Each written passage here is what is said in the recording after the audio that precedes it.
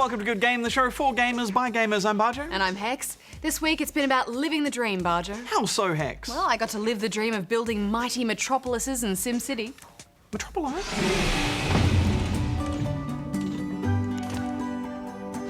And we got to live like gods in God of War Ascension.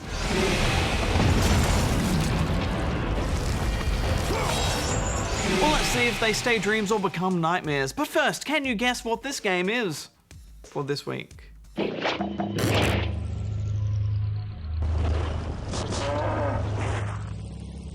Is it a busy news week, Bajo? Is it? It's chock full of news. Really? Exciting?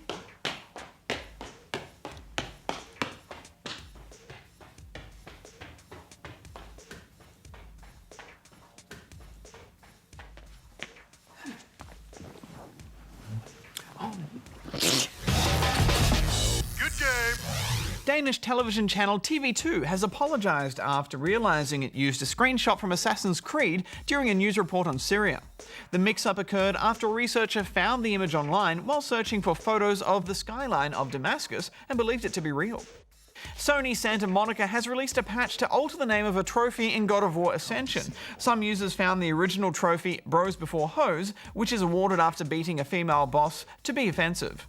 The trophy was patched and now reads Bros Before Foes. I am quite skilled at teaching respect.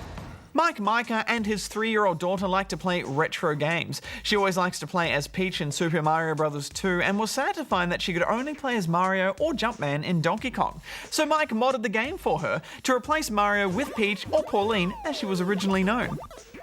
What a nice dad.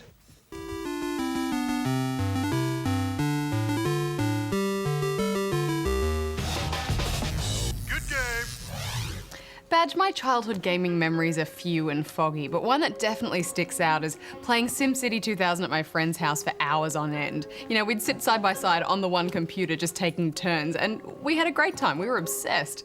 Yeah, SimCity has certainly evolved from those early games. SimCity 2000, or even the very first incarnation in 1989 with the original SimCity.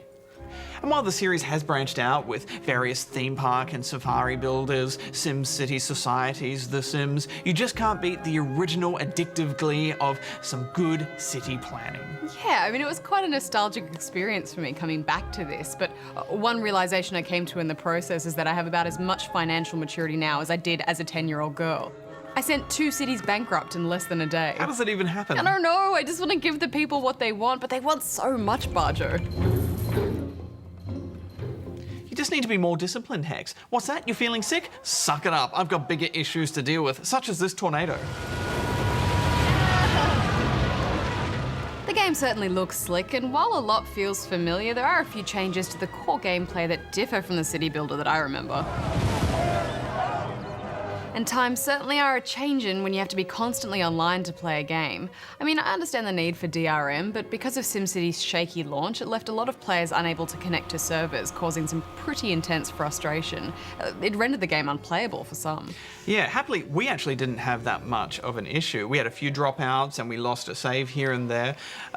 We were trying to linger on it too long. It seems most of the connectivity issues we had were the player-to-player stuff. That is, in this installment of the franchise, you're able to choose from a handful of pre-created terrain options, which provide a varying number of set locations for players to claim. You can inhabit these terrains with friends, or join an existing map filled with other random players already building away, and stake a spot next to them. You make your choice based on what natural resources the land has to offer, which you will hopefully profit from in the future. This system is in place so that you can set up trade negotiations with your neighbours, offer them money, services, or get them to help you out with things like water supply or garbage collection if you're in a bind. It's a nice idea, and when we managed to connect together at the same time, it worked well. Plus, it's nice being able to nosy on over to your neighbour's city and check everything out whenever you like.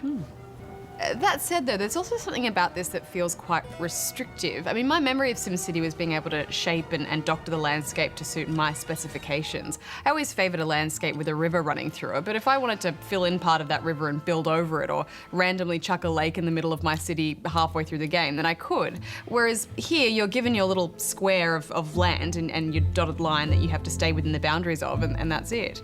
Yeah, but happily, the city building stays true to its roots. You begin by zoning residential, commercial and industrial areas for your Sims to build in, connect them with roads, and then make sure they all have access to both water and power.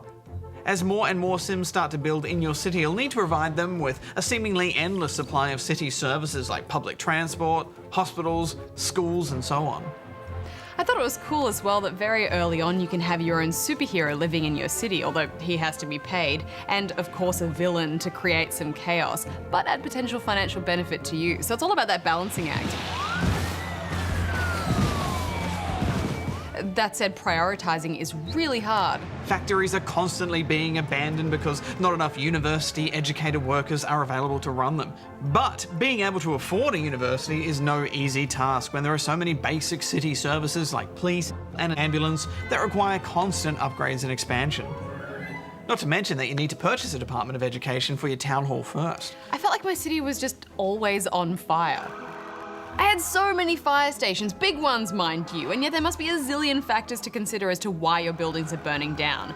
Too many abandoned buildings are a fire risk. Criminals committing arson because you haven't got enough squad cars at your police station or your jail cells are full. No high schools in your area means that people aren't educated in basic fire safety and so are just constantly setting fires by accident.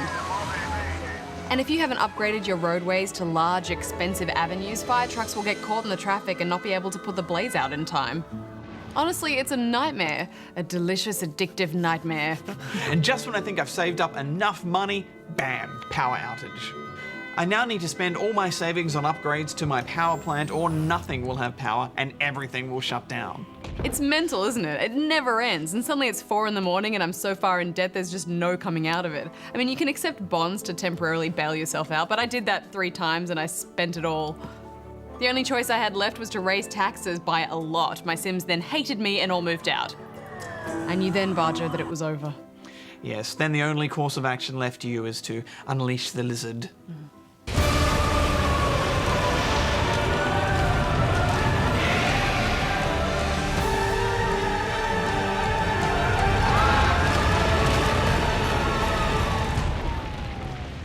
Although really the trick to raking in the cash is focusing on new city specializations. So you can set up towns to be great big dirty mining cities or your own little Las Vegas. And it's pretty satisfying setting up a tourist city and watching thousands of people flood in from the region to see a rock show. All in all, this game really has evolved in so many ways, but there are also aspects of it that really feel like they confine the player as well. Some people I've spoken to really like working within those boundaries, but for me it just feels like some of that creativity's been taken out of it. Also, while I know that they're pushing the multiplayer experience, for me SimCity always felt like a really solo game, and having to always be online to play this just feels a bit dumb. Yeah, but in Max's defense, this game couldn't be what it is without that online component because a lot of the simulation actually takes place in the cloud. Yeah, you know, I kind of assumed that it was just for DRM, but when I saw how much was being simulated at once, I'd be inclined to believe that. I just don't think they've sold the idea of this game very well because that's an exciting concept, having so much cloud simulation. There is a lot of good here though, there are a lot of positives. Lots of stat-driven, colour-coded maps to pore over if you want to get into the nitty-gritty of your city's overview. And the interface for the most part is well thought out. The suggestions and hints from your various departments generally are quite clear in the way they guide you towards the best course of action to solve an issue. I do think, though, that the game does push you towards that player-to-player connectivity stuff, and you do lose out on a bit if you try and approach this as a single-player experience. If you're not taking advantage of the benefits of all those trade systems, and it's a lot harder to unlock some of those things like those great work sites. You could start your own bunch of cities on your own map and have them trade between each other, and in the long run that can actually be a bit better because you've got more control over what's going on. Yeah, you could do that, although micromanagement stress levels would definitely go through the roof. Ultimately, I think the fact that I lost so much sleep stuck in a city building zone proves that SimCity is still doing something right. It is hard to recommend this game right now because at the time of review, a big part of its functionality just isn't working. Having said that, I feel like with an online game, it is unfair to judge it completely on its launch week, so I'm going to put launch issues aside and give it 7.5. I had a great time. Yeah, I mean, it's upsetting because I could feel my friends' frustration as I saw them constantly signing in and out, just trying to maintain a stable connection. You know, for some, it was more than a train wreck. It was a giant angry lizard of destruction. But when I was online and playing, I had a ball, so I'm giving it 7.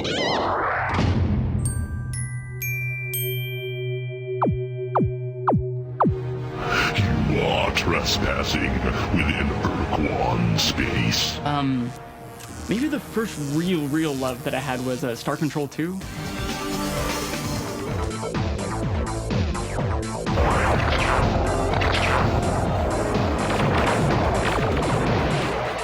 That was just this sort of epic space opera with this really good humorous writing. Surprise and terror! I am greeted by the smooth and hostile face of our old enemy, the Hootman. No, the Shoot Clan? No, I remember. The Hoonabs. And this really great variety of these different ships that you could play and that kind of thing. But yeah, I mean, it was maybe the first time I ever really saw storytelling really work in a really, exciting way. Protect you from the hands of this hostile universe. We shall await your return, Captain.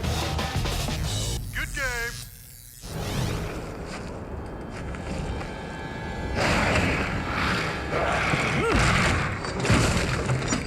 Castlevania Lords of Shadow Mirror of Fate is the game with the big name that's now on the small screen. This 3DS chapter attempts to fuse some of the franchise's classic 2D exploration with the 3D art style from the 2010 console reboot.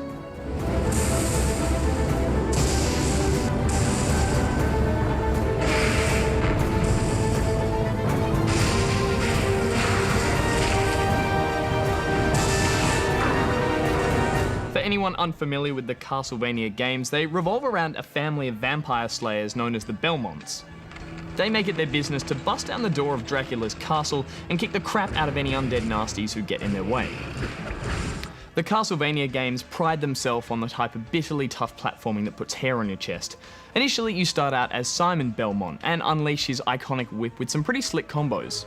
The basic combat works well, but you will notice quite a few nods to God of War, as you're dishing out punishment on the ground, then juggling enemies up for mid-air combos. Simon's roll out of danger and the frequent quick-time events are also both from the God of War playbook. It's the elements around the combat, though, that really seem to undermine it. There are secondary weapons like axes, but they're pretty ineffective, so you're better off just hammering that default attack button. And the enemy AI has the same IQ as a punching bag, which is actually quite lucky because that's all you'll end up using them for. The only strategy, if we can call it that, involves dashing backwards when an enemy flashes because that means they're about to attack. The game's magic system also feels largely unnecessary. Triggering magic allows you to use abilities like being invincible for short periods, but most of the time this feels like a bandage for poor game design. Sections like waterfalls of ghosts and acid are unpassable until you access your magic. And similarly, bosses take ages to chip away at, but instead of designing them better, the game just gives you a healthy dose of invincibility and a handful of mid-boss checkpoints to reduce your frustration. The game also regularly tells you to come back to a certain section when you've got the right equipment so you can get past a certain obstacle. For example, there might be a gap that's too large to cross until you get a power-up for your whip that lets you swing across it. And while revisiting previous areas to open up new sections has always been a big part of the Castlevania series, I know I'm going to step on a few toes when I say this, but the backtracking here was just so dull. First, there's the incredibly fiddly system of jotting backtracking notes on a map. And to make matters worse, the castle is made up of these disjointed sections that are just confusing to navigate, and they can actually be really bland to return to later. And lastly, the items you get for backtracking are like this. Ah, something glowing. Must be important. A note from a dead guy. Why is everyone leaving me useless notes in this game? I don't know, maybe if they spent less time writing notes and more time trying to stay alive, they wouldn't be dead. Being able to play as a few different characters is also a bit of a mixed blessing. It's definitely refreshing being able to switch over to the half-vampire Alucard, which I learnt is actually Dracula backwards, like race car. Go back to play. You get some cool new tricks like the ability to turn into a wolf. But it's also a hassle losing all the magic and secondary weapons you just spent the last few hours unlocking. Something I also think worth critiquing in any 3DS game is of course the 3D itself, and here it does a pretty good job of adding some nice depth to some of the backgrounds. However, I found many of the environments were way too dark, which makes them all really hard to appreciate on the handheld, especially when the 3D effect is turned on. Add to this, the game really chugs along from time to time, resulting in some rather clunky combat that doesn't hold an ancient candelabra to the fluid movement of previous games. But at least it shares some of the great music from the Castlevania series that I'm sure some fans will really appreciate.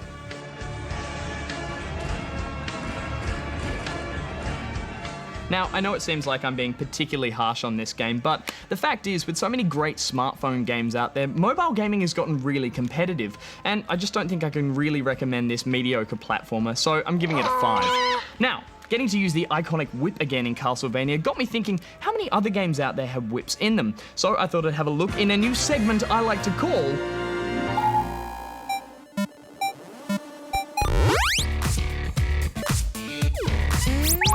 The Whip, used traditionally for control via pain compliance. Creates a loud, threatening cracking sound, constructed with a grip attached to a long length of material known as a lash. The whip has appeared in numerous video games as a tool with multiple functions and a whole lot of style. In fact, due to its showy design, game developers often overlook the glaring fact that as a weapon, a whip would actually be rather harmless. By its very nature, it's only really used to create the illusion of danger. Still, that hasn't stopped countless video game characters from wielding it as a weapon as they wildly whip their foes. And why wouldn't you want to? The whip reaches further than almost all melee weapons, giving players the distinct advantage of not only being able to keep a safe distance, but also using the entire lash to damage more than one enemy at once. If close quarters is more your style, it also serves as a perfect icebreaker for getting up close and personal. Not just an elegant damage dealer, the whip also shines as a versatile and invaluable piece of equipment. Commonly used as an extension of the player to reach precious pickups or hit impossible switches, the whip often has a particular accuracy that allows it to snap in a multitude of directions, even being used to amusingly disarm opponents, leaving them open for attack.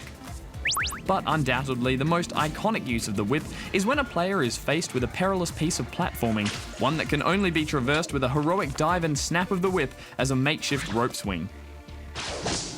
It's dangerous, it's effective, and it just looks awesome. So while it may not appear as deadly as a sword or a mace, if you're planning on gearing up in style, just remember, when a problem comes along, whip it good.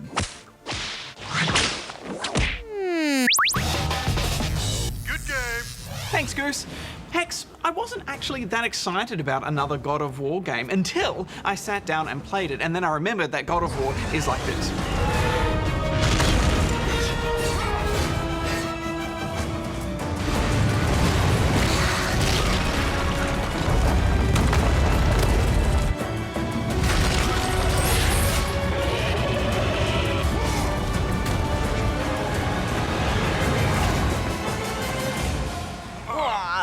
There have been a bunch of God of War games now, so much so that I'm starting to feel a bit of nostalgia with these games, Bajo. Especially as this game is a prequel to the whole series, telling the story of how Kratos became the perpetual Hulk we know today. There are some interesting ideas surrounding his origin, but it is a little hard to follow at times. There's a few small time jumps for creative storytelling reasons, which muddy things a little. Also, he doesn't really say much for the first hour of gameplay. You're just left with snippets of dialogue from whom Kratos is chasing. You think you are special because Ares chose you. And those familiar voice-overed cutscenes. The Furies were brought forth. In fairness, none of the other God of Wars have been particularly easy to follow due to the complex plots and characters, all loosely based around Greek mythology. Also, in this game, Kratos has this bizarre fog of amnesia, which is so tired, and it's been done, and it makes me want to switch off a bit anyway. Yeah, I know. It's an origin story. Why give someone some weird sort of amnesia in an origin story? Just start from the beginning. But we play God of War for its gravitas, and this game delivers on that and then some. Kratos is a small, tough guy in a big, tough world. Almost everything is bigger than him and wants to tear him down. In fact, quite often he gets so small in the distance you can't actually see what he's doing. This is a stylistic choice though, and it works, and I love those sections. In fact, I love how cinematic this game is in general, and those big areas that it just shows you. Yeah, I mean, few games present those big sweeping shots with such elegance. I think the big sections are even bigger this time around, but more importantly, you're so often fighting on big, moving, crunching platforms that change your perspective, and it's just so spectacular.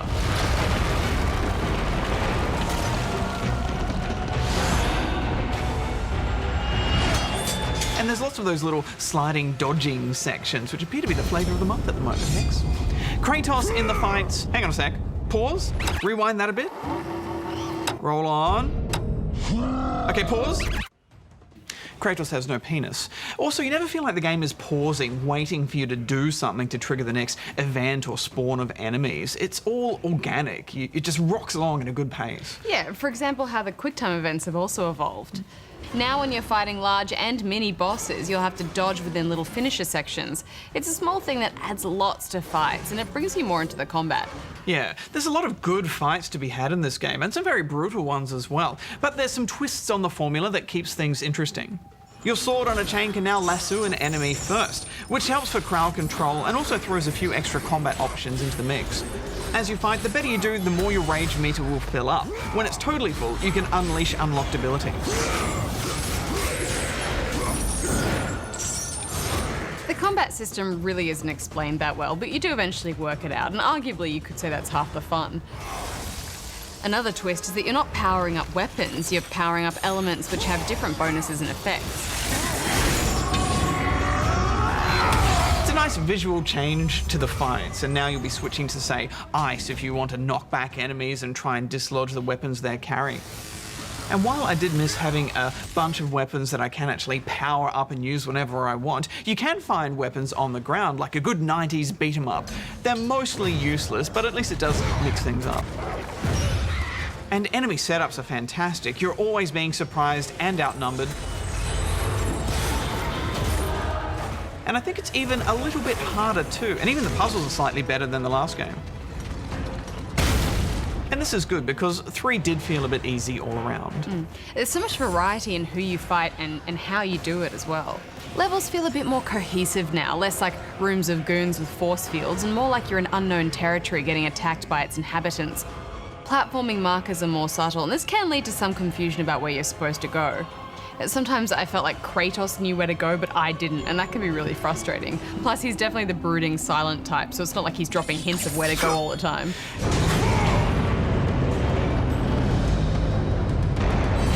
Yeah, I found myself jumping at a few invisible walls, and that's a clear sign that the level design isn't perfect at guiding you through.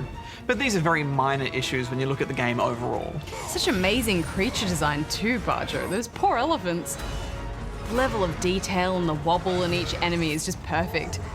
They really feel like their weight and size as you interact with them. Yeah, like this big ogre guy. He's so beautiful, Hex, the way he moves like a big, dumb, slow ogre should. This is the first R18 game that we've reviewed, and you can see why. There is a lot of blood, guts, brains, and intestines. Yeah, the god definitely works for this setting, of course it does, but there are a few moments where it does take it to a little bit of an indulgent level. I was happy to see that they've cleverly opted out of the usual Kratos has sex with 10 women QuickTime event scene. I don't know how he even did it without a penis. There's a lot to like in this game, such as the heal decay mechanic, which we have seen before, but it's still beautifully complex to the eyes. And later, when you get the ability to make a copy of yourself, the puzzles take a more interesting turn. All of these abilities play into the combat as well, and when everything's going off at once and you've got a good combo chain going and you unleash some abilities,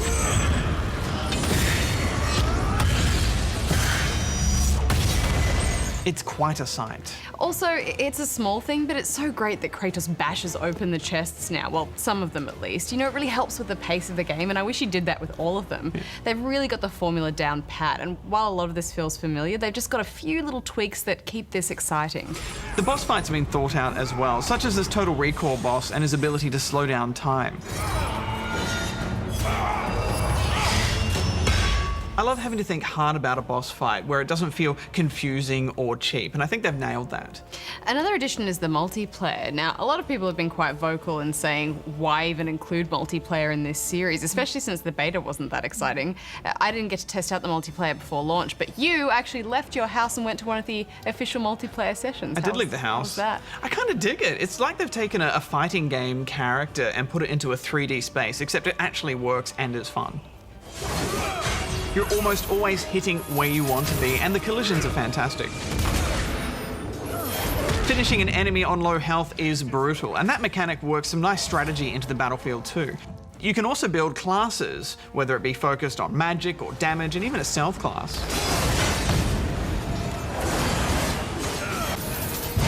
Hades awaits you. There's lots of unlocks and gear, and it feels quite balanced from the few hours that I had with it. On top of that, there are various things you can interact with within each map. That plays into some of the modes well, like capture the flag or domination. Last flag remaining. It's not perfect, there are some rough edges to some of the levels and some camera issues. Brutal. But I think it's good enough and fleshed out enough not to be dismissed. My favourite thing about the whole multiplayer is that everything has a counter, and the colour coding telegraphs that well, so you know whether you need to do an avoid or do a quick attack to stop an unblockable one, that kind of thing. You can't play as a goddess of war, though. It's all a bit of a boys' biffo club. I had a great time with this game overall, Hex, and what I love most about God of War is that you never know what to expect around each corner. I'm giving it 9 out of 10. Yeah, I mean, for an origin story, I was expecting a little bit more of a journey, but you can't deny that Kratos is just a well-polished fighting machine, so I'm giving it 8 out of 10. Good game. So did you guess the game for this week?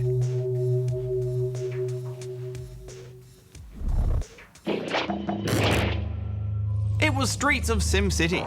Released in '97 for the PC, you had the ability to load your creations from SimCity 2000 and drive around in vehicular combat action. There were actually quite a few objectives, but really it was a game about flying cars. Next week on the show, the latest chapter in the StarCraft universe, StarCraft 2, Heart of the Swarm. I am the swarm. And we have our head in the clouds with Bioshock Infinite.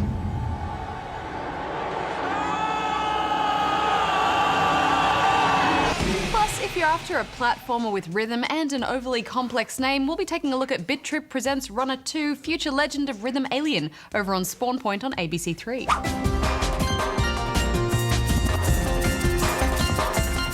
Until next week, gamers, Banjo out. Hex out. Broke my PC. Broke my gaming rig. I tried to water cool it, and I broke it. I think it's pretty hilarious that you attempted water cooling. Didn't fit in my and case. You broke. I had to like drill holes in the side of the case and mount it, and there was some sticky tape.